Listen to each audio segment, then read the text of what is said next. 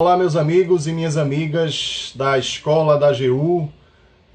Aqui quem fala com vocês é Marco Aurélio Peixoto. Eu sou diretor da escola da AGU aqui na Quinta Região e nós estamos iniciando com um certo atraso a live marcada para esta quarta-feira por problemas técnicos, né? A live seria coordenada pela minha querida amiga Cristiane Iwakura, que coordena a escola da AGU no estado do Rio de Janeiro.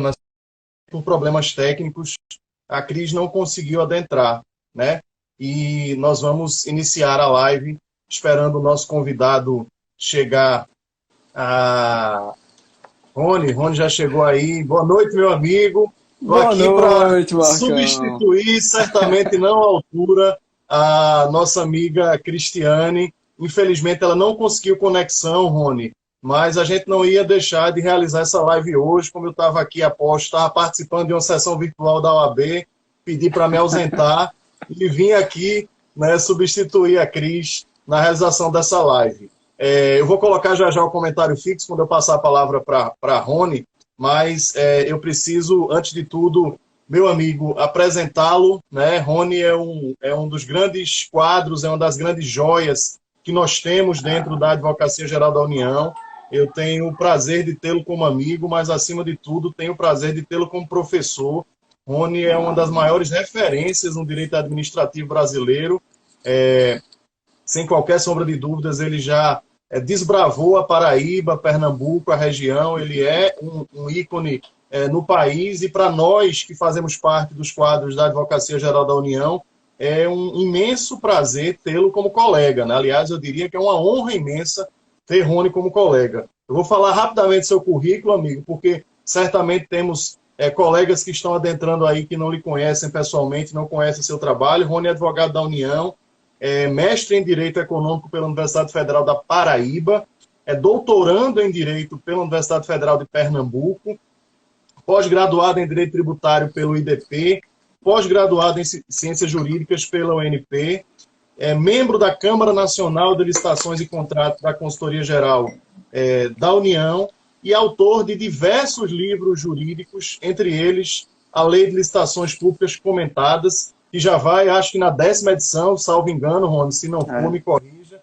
na 10ª edição, um livro que é da editora Juspodium, um sucesso absoluto de vendas e, sem dúvida, um prazer imenso tê-lo aqui, meu amigo. Então, antes de tudo, boa noite a você, prazer tê-lo aqui participando desse projeto. Repito, as lives organizadas pela Escola da AGU nasceram aí da ideia do projeto Escola em Casa, mas não ficarão restritos de pandemia.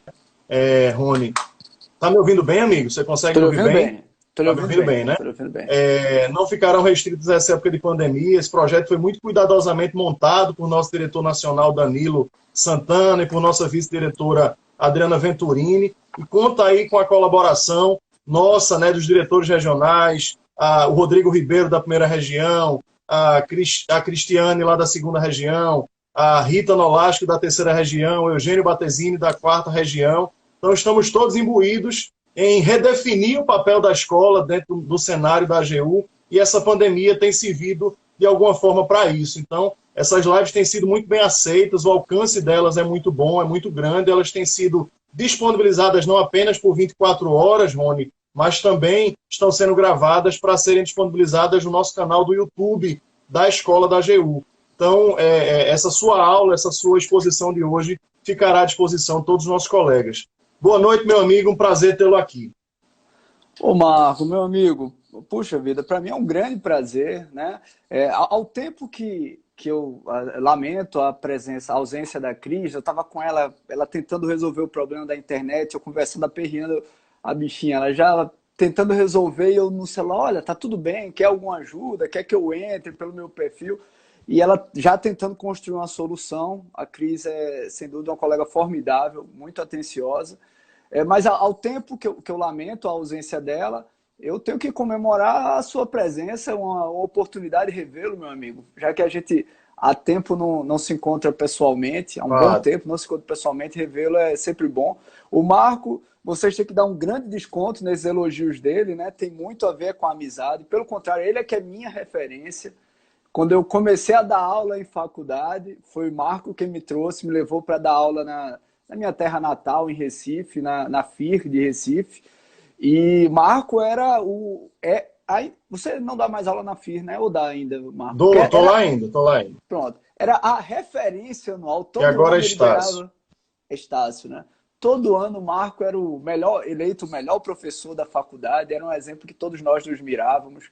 E é um grande colega, um colega altamente competente, não apenas em seu viés acadêmico, mas também no seu viés mais técnico. Foi lá para Brasília, deu um show na coordenação da consultoria jurídica do Ministério da Previdência, uma consultoria que ele herdou com grandes dificuldades e conseguiu transformar melhorar, né? Já era uma consultoria muito eficiente, mas melhorar ainda mais a capacidade daquele órgão consultivo, meu amigo. Você brilha no contencioso e brilha no consultivo da AGU e agora na escola. Parabéns, você...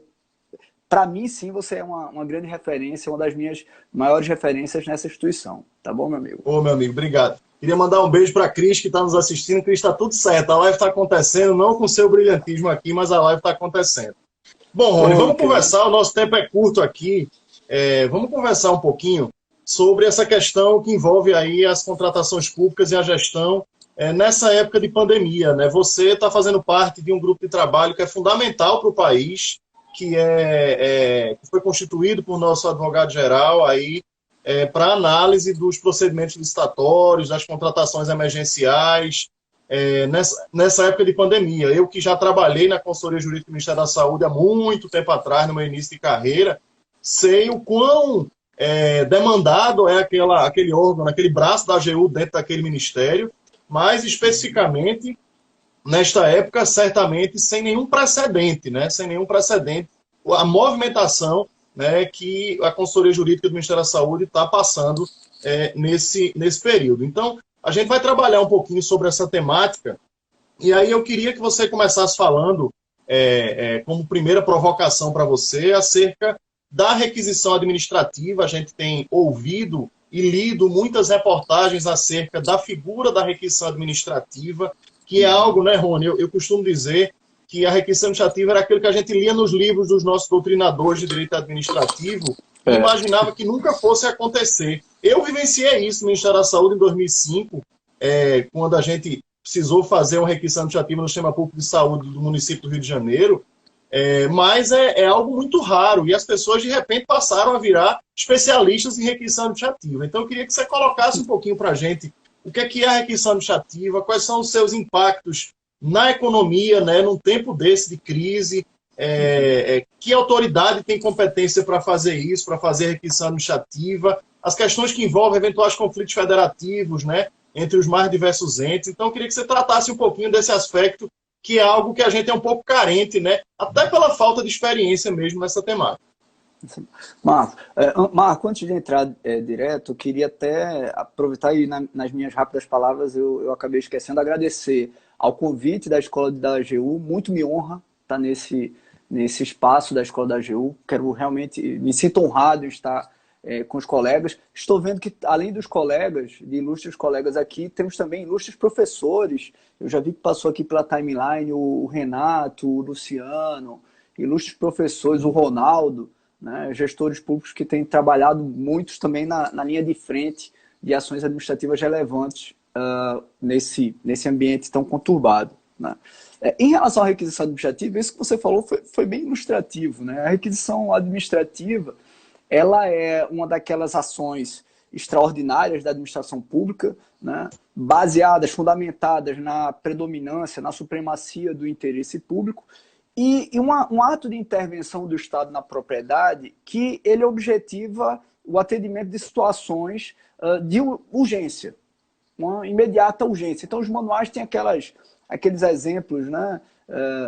Por exemplo, o policial que toma o carro de um particular para evitar um perigo iminente causado por exemplo, um criminoso, ou um município que toma a propriedade toma um ginásio de esportes de uma escola para resolver um problema também, um perigo público iminente e evitar prejuízo a vidas de cidadãos. Então, são situações interessantes. E do ponto de vista do manual, mas como a realidade é muito mais complexa do que imaginam os nossos manuais, a utilização da requisição administrativa nesse ambiente de combate ao coronavírus, à Covid-19, ela gerou certos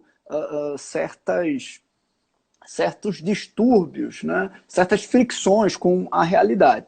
O primeiro ponto que a gente precisa é diferenciar a requisição administrativa, aquela da intervenção, o ato administrativo de intervenção à propriedade privada, né? Aquela prerrogativa extraordinária da administração pública, da requisição enquanto pedido de compra, de aquisição.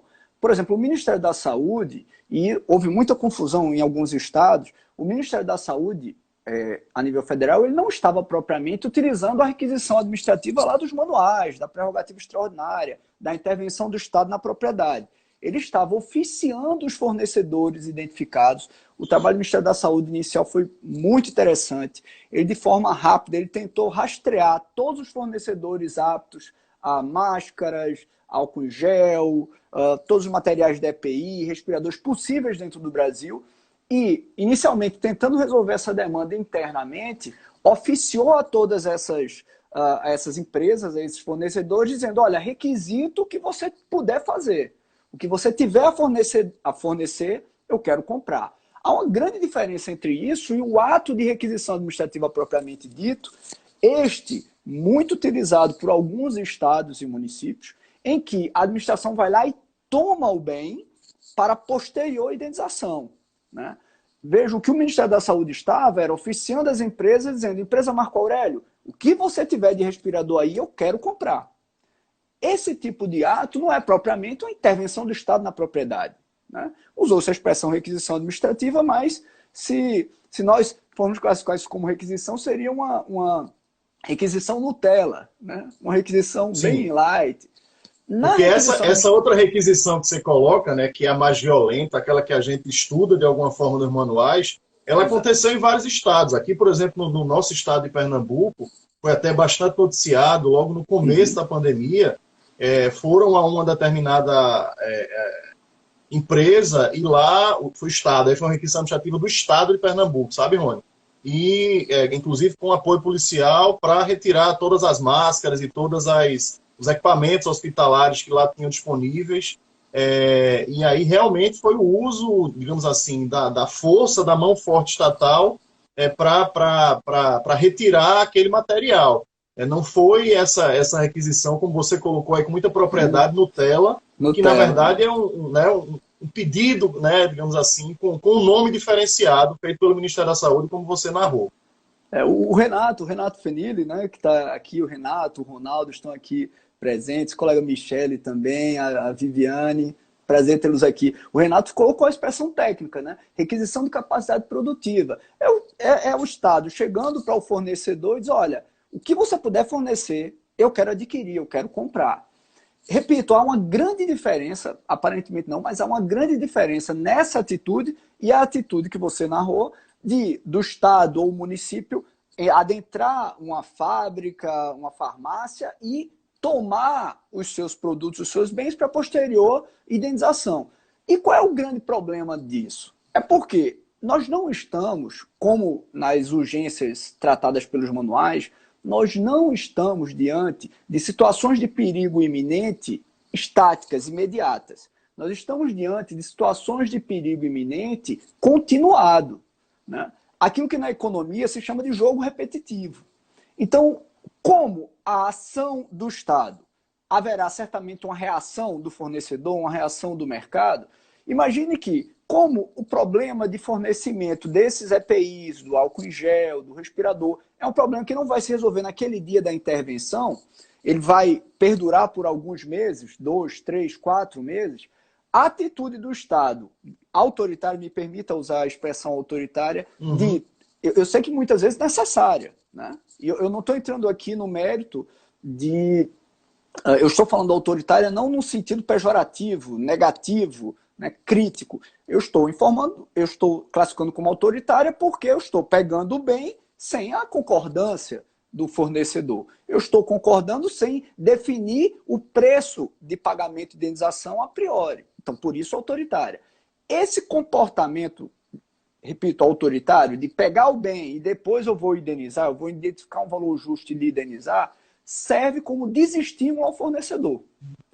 Esse desestímulo faz com que o fabricante pare de fabricar, com que o importador pare de importar, com que a farmácia pegue o seu estoque e não coloque mais na frente da loja. E isso pode gerar, num período continuado, desabastecimento. Por isso que eu, na época, acho que no início, 20 de março, até publiquei um pequeno vídeo, conversei com um amigo, o Bradson, para mim uma das referências em análise econômica do direito, ele postou um vídeo bem ilustrativo, né, com desenho, com gráfico, para mostrar o grande risco era essa atitude interventiva, não estou dizendo que não necessária, mas essa atitude interventiva ela poderia gerar um efeito negativo, já que o jogo era continuado, já que o perigo, a situação de perigo, ela era continuada por 2, 3, 4 meses. Então, a requisição administrativa clássica dos manuais foi adotada muito mais pelos estados e municípios do que pela União. A União adotou um outro modelo, um modelo soft, um modelo de, como disse o Renato, né, de requisição da produção, né, dizendo, olha, fornecedor, eu quero que você puder fornecer, eu quero utilizar isso para atendimento da necessidade que assola o país. Ô, Rony, mas aí eu te pergunto, deixa eu só fazer uma provocação, desculpe interromper. Claro, essa requisição adotada pelo Ministério da Saúde, qual é a diferença entre utilizar digamos assim, essa modalidade de requisição, que não é o uso da mão forte estatal, né, dessa mão autoritária, como você colocou, num determinado sentido, qual é a diferença disso para utilizar algum procedimento, digamos assim, licitatório? Por que utilizar isso e não fazer uma dispensa ou um procedimento licitatório nessa situação? O formato de contratação seria por dispensa ou por licitação. Esse ofício, esse pedido, foi, do ponto de vista econômico, era muito interessante, inclusive, porque o Estado estava, na verdade, fomentando a oferta. O efeito é justamente o inverso da requisição clássica. Na requisição clássica, como eu tomei, o fornecedor ele se sente desestimulado a continuar fabricando, a continuar importando, a colocar na frente da sua loja. Então, a tendência é você induzir a médio prazo a um desabastecimento. A requisição de produção, eu estimulo. Eles dizem, puxa vida, eles vão me comprar tudo? Ótimo, vamos produzir. E eu posso estimular, inclusive, quem não produz. Que olha e diz, puxa vida, mas a empresa Marco Aurélio, tudo que ela está fabricando, a União vai comprar, o Estado vai comprar. Então, deixa eu fabricar também, que eu quero oferecer. Quando a nível, pensando no jogo repetitivo, né? Pensando numa urgência continuada, quando eu começar a ter não apenas Marco Aurélio produzindo o máximo que ele pode, mas a empresa Rony, a empresa Renato, a empresa João, todo mundo produzindo, o próprio preço cai. Porque eu começo a ter mais oferta e a oferta ela é o grande balizador do preço, né? Então, a médio prazo e longo prazo, a solução na época apontada pela União, ela, na minha opinião, é economicamente mais eficiente. Agora, diante de situações, notadamente emergenciais, que estavam ocorrendo muito calamitosas, como ocorreu em Recife no início, Fortaleza, é natural que o município, que o Estado busque tomar algumas medidas, mesmo autoritárias, para tentar solucionar o problema imediato, né? O que eu dialogo é que a gente precisa ter essa reflexão do resultado disso a médio prazo. A opção não autoritária, ela do ponto de vista econômico, ela me parece mais eficiente. A opção autoritária ela deve ser excepcional, realmente, quando excepcional. Imprescindível. E aí, só para a gente fechar essa temática e partir para um próximo ponto, como se dá o pagamento disso, Rony? O pagamento decorrente das requisições administrativas se faz da mesma forma que se faz, por exemplo, numa desapropriação, ou é diferente esse pagamento? Não, vai ser pago diferente da desapropriação, né? Seria expor o proprietário ainda ao regime de pagamento posterior da desapropriação, acho que seria demais. Vai ser feita uma indenização em dinheiro, né? Mas tem uma questão, né? A precificação desse valor ela é feita a posteriori. E isso é um Uhum. prejudicial em tese, para o mercado, para o fornecedor. Repito, não, até quando eu postei, alguns pensaram que eu estava criticando que não podia fazer. Não, não é uma avaliação de certo e errado, é uma ferramenta manualesca. Agora, na utilização em casos de perigo continuado, situação de perigo continuado, né, de jogo repetitivo, deve ser feita a análise dos resultados disso para estímulo ou desestímulo da oferta a médio prazo. Amigo, vou provocar você agora no outro ponto para a gente aproveitar o seu conhecimento. Queria que você falasse um pouquinho sobre o que a gente teve de mudança com a Lei 13.979 de 2020 em relação ao regime das contratações públicas. O que a gente pode apontar para o público que nos assiste nesse momento de mudanças advindas com essa nova legislação? Saudar aqui minha querida Jamile, que nos está coordenando lá na consultoria jurídica do Ministério da Saúde, né? Minha Que bom, que chefinha, bom. excelente, muito competente colega e que tem conduzido aí esse período Já tão registramos crítico. aqui, então, parabéns pelo trabalho que a equipe, coordenada por ela, está desempenhando. Um trabalho que, para o país, é fundamental, especialmente num período como esse. Exatamente. E nesses períodos mais críticos é que a gente tem a necessidade de bons gestores, bons líderes, né?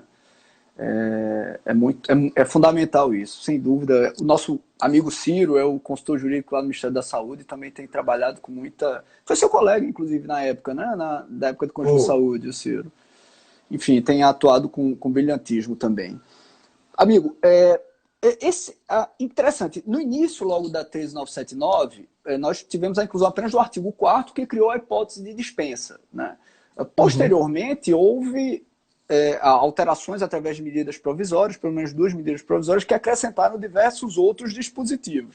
A gente não vai ter E tempo para essa falar. lei, Rony, essa lei ela é aquela lei que foi criada inicialmente ainda para trazer na época, para trazer o pessoal que estava na China, em Wuhan, né? E aí se criou Exato. digamos assim, algumas normas específicas para o que viria. Só que aí depois a gente teve alterações pontuais nessa lei decorrentes de medidas provisórias, não é isso? Exatamente. É porque, como é algo muito novo, né, nós tivemos até a sorte de essa onda maldita veio do Oriente, então deu tempo de olhar. Houve a 13979 para uma primeira preocupação do governo brasileiro, né, e do Congresso. Estabeleceu-se algumas regras do que é que poderia ser feito, estabeleceu-se essa hipótese de dispensa de licitação, mas posteriormente se viu que o problema foi se tornando maior, né, e mais incontrolável do que se imaginava. Então, aquele regime inicial precisou ser adequado, corrigido, ampliado. E eu acho até que é uma oportunidade muito interessante. Eu, particularmente, obviamente, a questão da pandemia eu vejo com muita preocupação, né, muita tristeza o que nós estamos passando.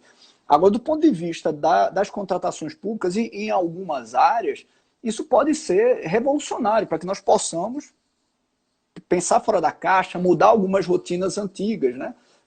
Por exemplo, um grande amigo hoje, o Anderson Pedra, estava falando também numa live, por exemplo, a questão do trabalho remoto, né?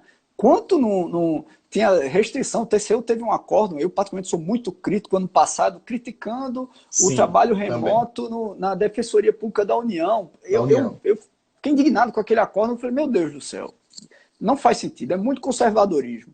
E hoje está sendo mostrado para o TCU, o TCU já fazia, né?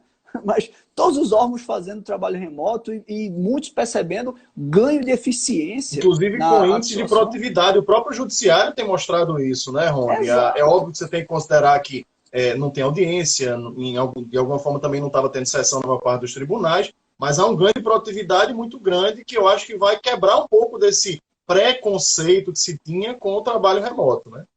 Com certeza, Marco. Eu fui uma das cobaias da consultoria geral, né? Eu conversava muito com o então consultor geral Marcelo sobre a necessidade de trabalho remoto e quando ele implantou, eu disse, opa, estou aqui para ser testado.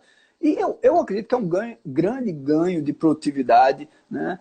Há outros potenciais para o trabalho remoto que é a possibilidade de você utilizar a expertise espalhada, notadamente órgãos como a Advocacia Geral da União, Defensoria Pública da União, Controladoria Geral da União, órgãos que são espalhados pelo Brasil, desconcentrados.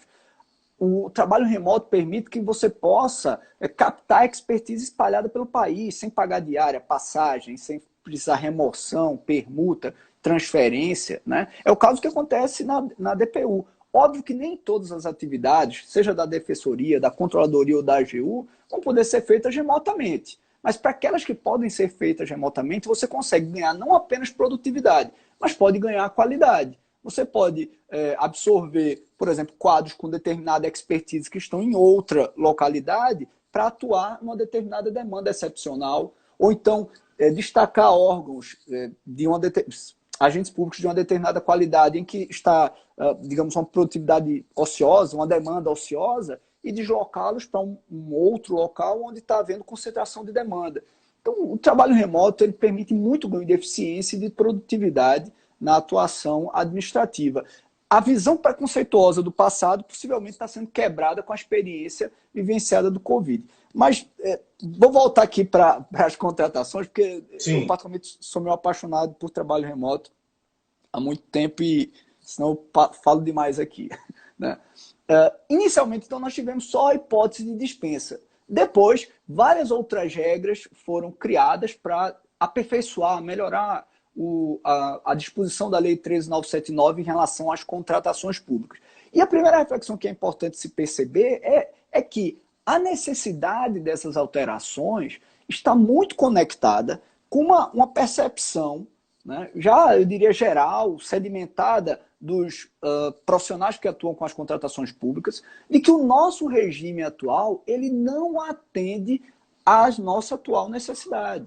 A necessidade de eficiência contratual, a busca de maior eficiência contratual. Por que nós mudamos tanto do regime contratual tradicional para as contratações em relação à Covid? Porque houve uma preocupação de que o regime tradicional ele não atende com a eficiência que nós precisamos, né? Se para as licitações, num período ordinário, num período normal, nós acomodamos com a ineficiência do nosso regime geral de licitações, num período extraordinário, em que há necessidade de eficiência, regime, uma alteração. Ocorreu isso, por exemplo, quando nós absorvemos os mega eventos esportivos, e aí se criou o RDC, e agora também o Covid. Eu espero que nós absorvamos essa experiência para trabalhar uma nova lei de licitações, mudando a plataforma. Porque o Brasil, o PL que está hoje no Congresso, comete o mesmo erro de trabalhar uma plataforma velha.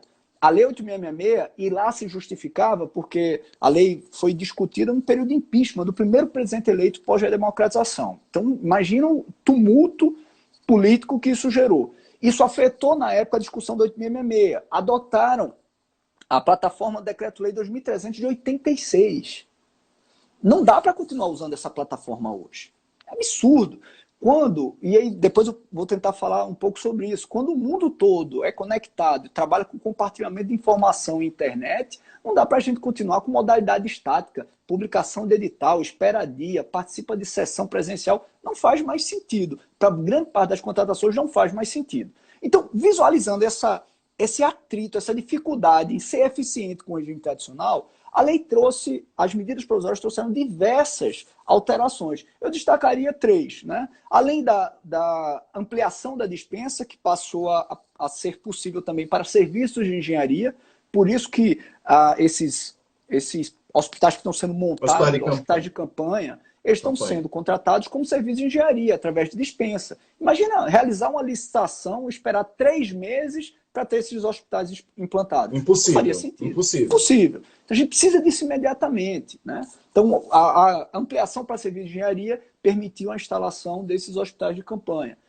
Outra mudança muito interessante foi a mitigação das regras de planejamento e em relação às exigências de habilitação, né? Mostrando que nem sempre é necessário cumprir todo o rigor formal para o planejamento da licitação. Não que planejar não seja bom, planejar é fundamental, notadamente para contratações complexas. Agora, para contratações simples, nós podemos e devemos mitigar esse planejamento para ganhar em celeridade.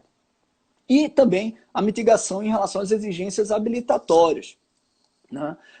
A lei admite que nós contratemos, por exemplo, quem tem problema com regularidade fiscal, regularidade trabalhista, problemas de habilitação econômica. E, nesse ponto, a lei traz a administração pública para a vocação, na minha opinião, a vocação que a Constituição definiu para as licitações. Porque o artigo 37, o inciso 21 do artigo 37 da Constituição, ao falar sobre licitações públicas e ao falar sobre habilitação, ele deixa claro que os requisitos de habilitação, lá ele faz referência apenas à habilitação técnica e econômica, mas ele deixa claro que os requisitos de habilitação eles têm uma função, que é garantia do cumprimento das obrigações. Então, pelo Constituinte, a exigência de habilitação ela teria uma função, era tentar ter uma avaliação, né? Uma avaliação, um indício, uma avaliação indiciária, como diz o professor Marçal, né? Uma avaliação indiciária de se aquele licitante vai ter condição de cumprir o que eu estou querendo, o contrato firmado. É por isso que ela foca em habilitação técnica e econômica, sem dúvida, as mais importantes. Mas o que aconteceu é que a nossa legislação infraconstitucional subverteu isso. E nós começamos a tratar a habilitação de forma meramente cartorária, né?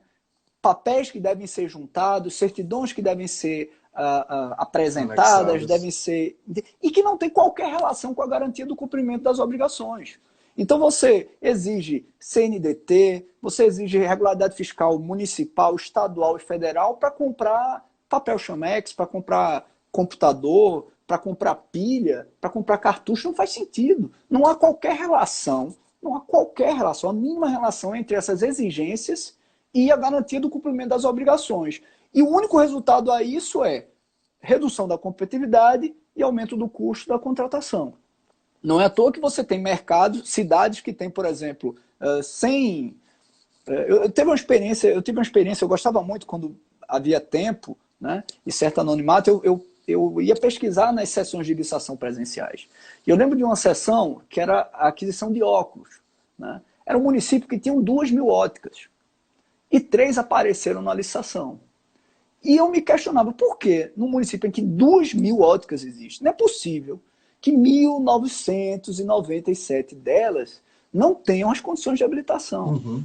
Mas por que elas não participam? Porque existe muito custo transacional para disputar a licitação. Isso acaba filtrando a competitividade. Com o filtro da competitividade, eu tenho um aumento do preço. Então, a mudança na MP, ela parte do pressuposto de que, puxa vida, esses filtros eles não são necessários, porque, veja, se eles fossem necessários para a garantia do cumprimento das obrigações, eu iria continuar exigindo. A MP não teria nenhum interesse em afastá-los. Né? Então, como eles não são necessários, eu vou extraordinariamente, excepcionalmente, afastá-los, porque o que mais importa para mim é o atendimento da pretensão contratual. Esse raciocínio que está sendo tratado como excepcional nessa nossa legislação da 13979, para mim, ele deveria ser visto como ordinário, para que as nossas licitações voltem a ser, né, resguardem a eficiência que o Constituinte exigiu. E o terceiro ponto foi um acréscimo recente da dispensa para registro de preços, né, pela medida provisória 951.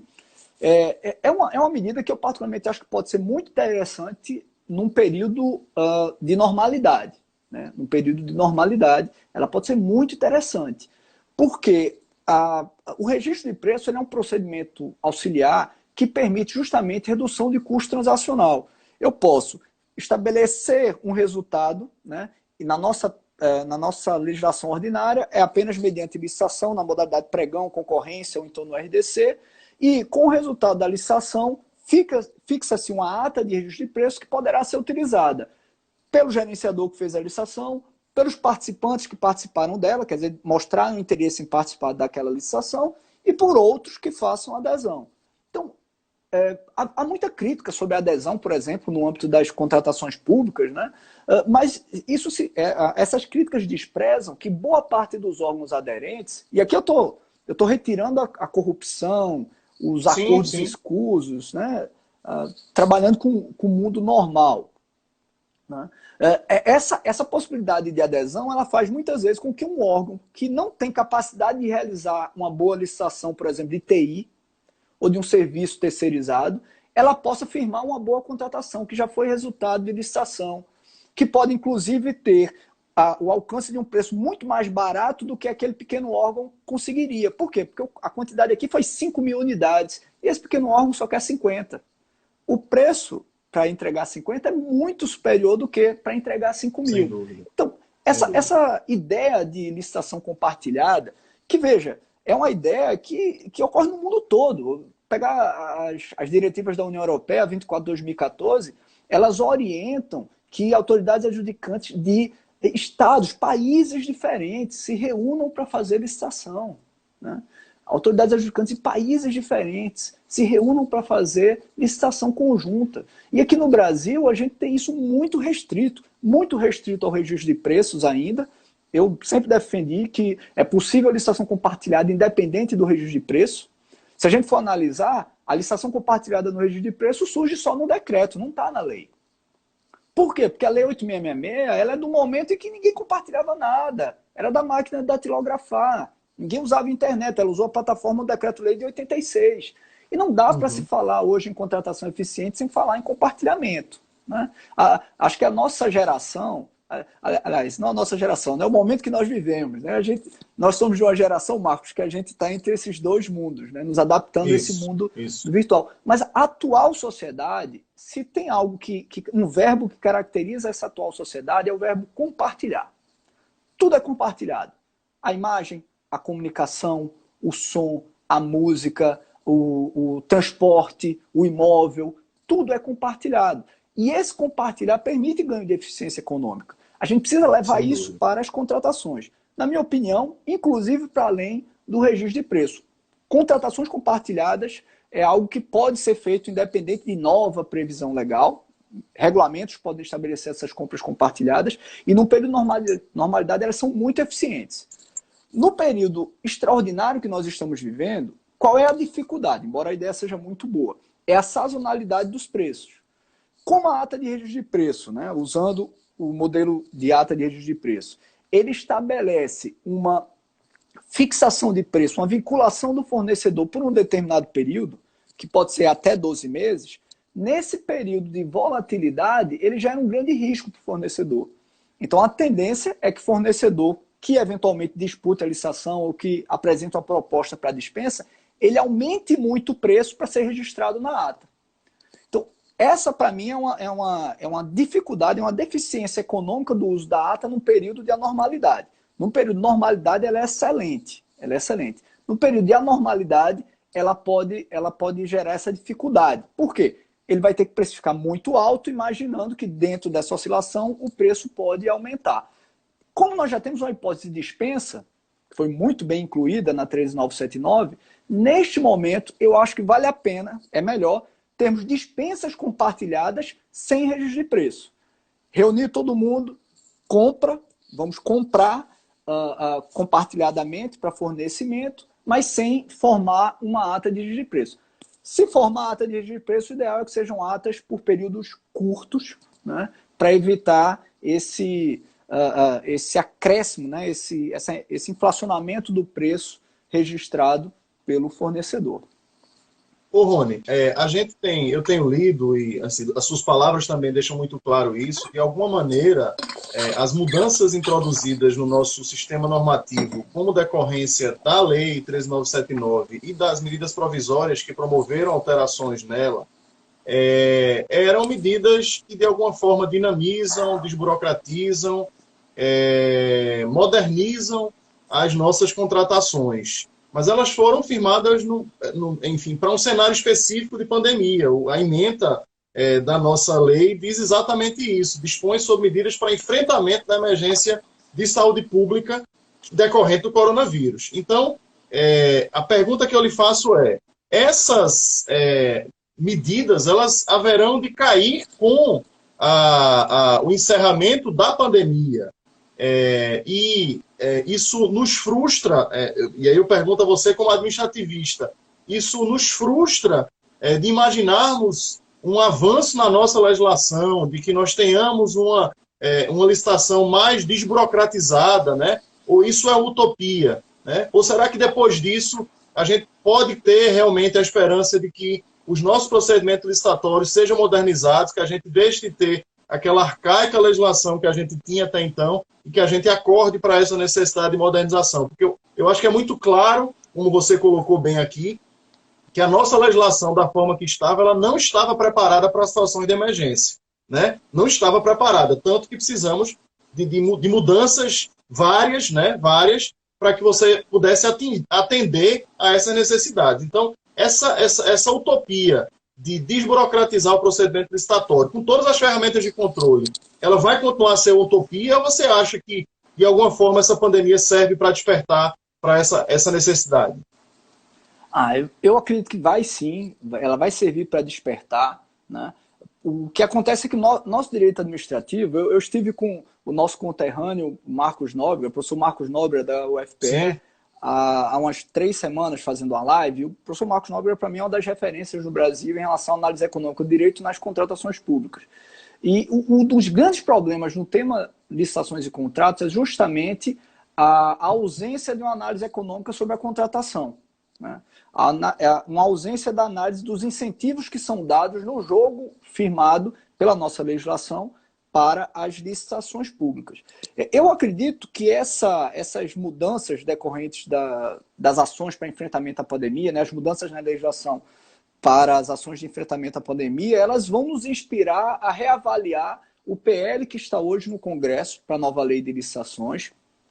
Eu espero que nessa reavaliação, aquele texto que é trabalhado ainda na plataforma antiga, com grandes melhorias, né? Nós adotamos já ferramentas justamente do RDC, da lei das estatais, ferramentas melhores do que a que nós temos na lei 8666. Mas que se perceba que talvez mudando a plataforma, nós consigamos reduzir muito dos custos transacionais das licitações. Existirão licitações, seleções, escolhas de fornecedores mais complexas que exigirão processos mais complexos, né? Está aqui nos assistindo meu querido amigo professor Paulo Reis, um especialista na área de obras e serviços de engenharia. Para obras, para serviços de engenharia, eu precisaria de procedimentos ainda mais tradicionais, com maiores steps de controle. Mas para aquelas aquisições ditas comuns, né, usando a expressão do pregão, bens e serviços comuns, nós podemos migrar para um modelo muito mais simples, né? E essa simplificação do modelo pode, sem dúvida nenhuma, reduzir muito o custo transacional. Hoje se consome muito de recurso humano, muito de recurso burocrático para se realizar a licitação. A CGU, por exemplo, quando sugeriu há 2, 3 anos atrás o aumento das dispensas de pequeno valor, mostrou que cerca de 80% das licitações elas eram deficitárias. Se gastava mais com o procedimento do que o resultado que nós tínhamos de redução, de deságio do preço da licitação. E olhe que nesse deságio nós já estamos contabilizando a estimativa de custo inflada, porque a estimativa de custo das nossas fases internas elas são mais altas do que o preço real de mercado. Então, isso mostra que nós precisamos reduzir, precisamos pensar um pouco fora da caixa. A equipe que hoje faz parte do Ministério da Economia é formada por diversos agentes públicos que têm essa característica. De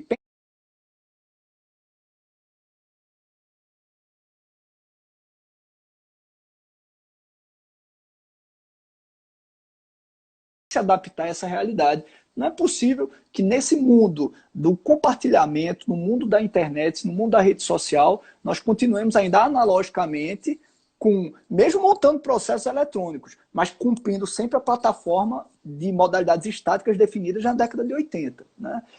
O Renato fez até um comentário aqui. Eu imaginava já isso, Renato. Até em artigos eu já estava colocando isso. O e-marketplace é um balão de ensaio. Perdão, a dispensa eletrônica, né, do decreto 10.024 do pregão eletrônico é um balão de ensaio para um futuro marketplace público. Né? A dispensa eletrônica foi uma alteração no decreto do pregão eletrônico que permite que uma ideia muito interessante lá do passado, né, que foi a cotação eletrônica, acho que final ainda da década de 90, ela pudesse ser ampliada não apenas para as aquisições nas dispensas de pequeno valor, mas também para serviços, né, todos os bens e serviços comuns, inclusive nas outras hipóteses de dispensa. Então, essa antiga cotação eletrônica, hoje dispensa eletrônica, quando for regulamentada, vai ser um bom balão de ensaio para a gente testar as vantagens e desvantagens do marketplace público. Porque ele também tem alguns desafios a serem suplantados, né? Por exemplo, se eu não capacitar o mercado para entrar no meu marketplace, eu não vou ter aumento da competitividade, eu posso ter redução da competitividade.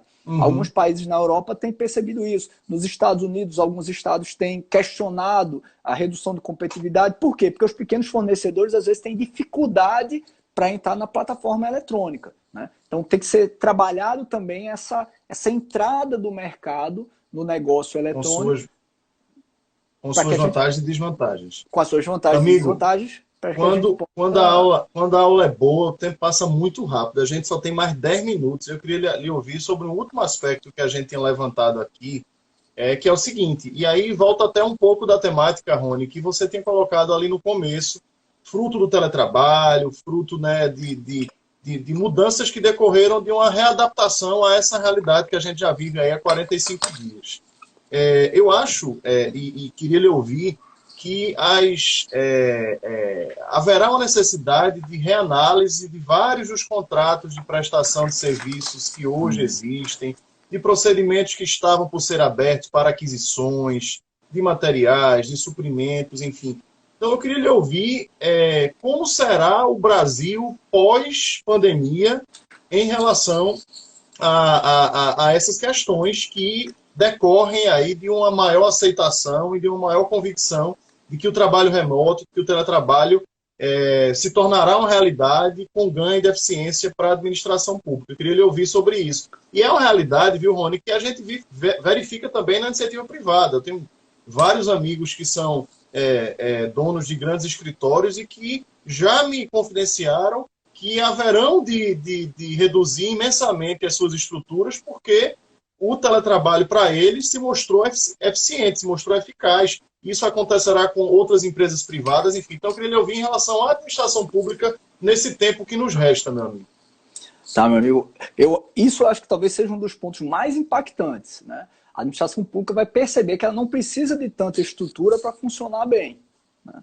Então, imagina a quantidade de imóveis locados pela administração que esse período de pandemia vai demonstrar, dizer, poxa vida, a gente não precisa dessas estruturas todas. Então, haverá certamente uma tendência de maior compartilhamento de imóveis por diversos órgãos para redução do custo, até porque certamente esse período de pandemia trará um grande arrojo fiscal no futuro próximo, né? Nós vamos possivelmente passar por um período de aperto fiscal. Então, esse tipo de gasto, aqueles gastos que possam ser reduzidos, eles deverão ser reduzidos. Eu acredito que haverá uma certa pressão gerencial, né, para redução de estrutura em algumas organizações, sem dúvida. A parte econômica, inclusive, vai dar um empurrãozinho nisso, né?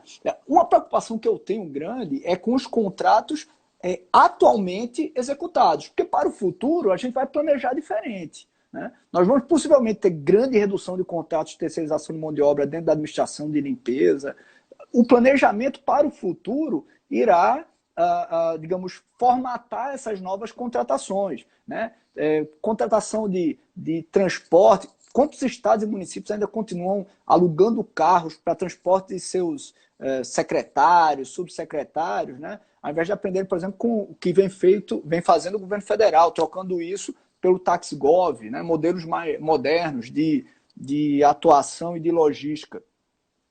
Então, haverá uma pressão, a crise econômica levará essa pressão para melhoria da gestão com redução de custos em algumas contratações. Agora, eu tenho uma preocupação grande agora, com esse momento, porque nós temos muitos contratos firmados. A Michele, que colocou uma mensagem aqui, querida amiga Michele Marie, colega da AGU, emitiu um parecer brilhante, inclusive, pelo MEC, logo no início, logo na primeira semana, com muita sensibilidade social, né? Nós temos que ter muita preocupação com os contratos atualmente firmados, né? Porque não existe solução objetiva para situações complexas, né?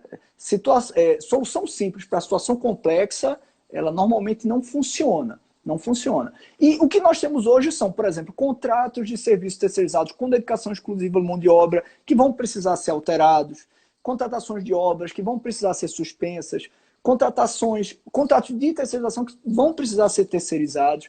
E é muito importante ter sensibilidade social na hora de tomar essa decisão, sobretudo nesses 3, 4 meses, muita sensibilidade social, e após isso, uma análise sempre tópica da melhor solução para aquela contratação. Repito, em algumas contratações a solução será a rescisão, em outras será a suspensão, em outras será a alteração para mudança de rotina, pegar trabalhos que eram presenciais, eles serem realizados pelos terceirizados remotamente.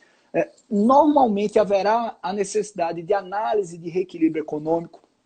E aí, Marco, acho que é um ponto muito importante para o desenvolvimento de uma atribuição, inclusive uma competência que foi dada pela Lei 1340 de 2015 para a AGU, que, na minha opinião, ainda não tem alcançado a sua, digamos, execução no patamar que deveria ser feito, que são as câmaras de resolução de conflitos pelo Sim. país.